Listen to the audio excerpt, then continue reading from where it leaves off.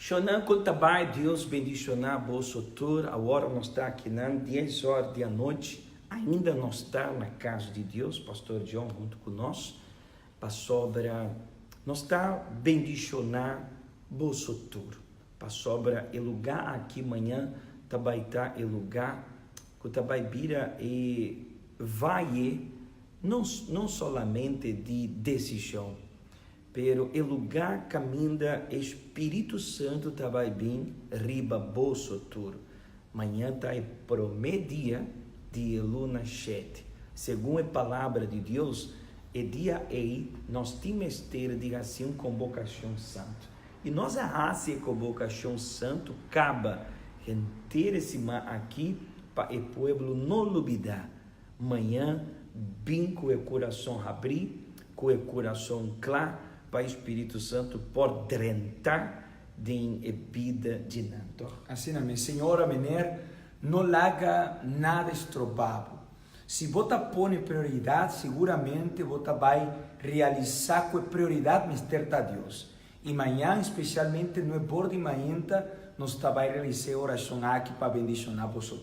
Então, preparar a hora e panha que você vai vestir amanhã, preparar o coração para sobra. Nós também apresentar nossa primícia, nosso coração, nossa oração, nossa adoração, e nós também apresentar nossa primícia na riba e altar, para nós por assim glorificar em nome de nosso Deus. Então agora, aqui nós trabalhamos a oração para o Espírito Santo visitar-vos e fortalecer-vos, para por bem manhã, claro, para receber a paz e a presença de nosso Deus. Mi tata, mi Deus e mi Rei, agora é o último dia de nossa oração de luna de junho, Senhor.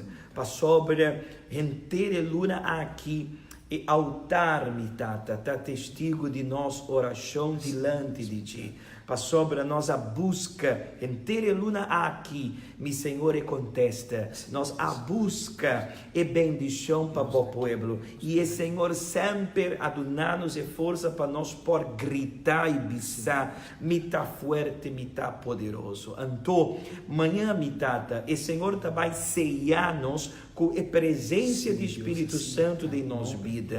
Assim, o povo caminha nantar, recebe força, recebe bendição, para não vir, Senhor, me segure dentro da mitad da porta da igreja com o coração claro, para o Espírito Santo por bem ribana, para sobra fora de mitad delante do altar, nós está declarar que o povo recebe bendição e força. E em nome de Jesus, o Senhor a mandar-nos assim uma convocação santa para a luna cheia. Amanhã, o Senhor vai mirar-nos aqui não com o trompete de nossas mãos, pero com nosso coração alçar, mitata, para bom.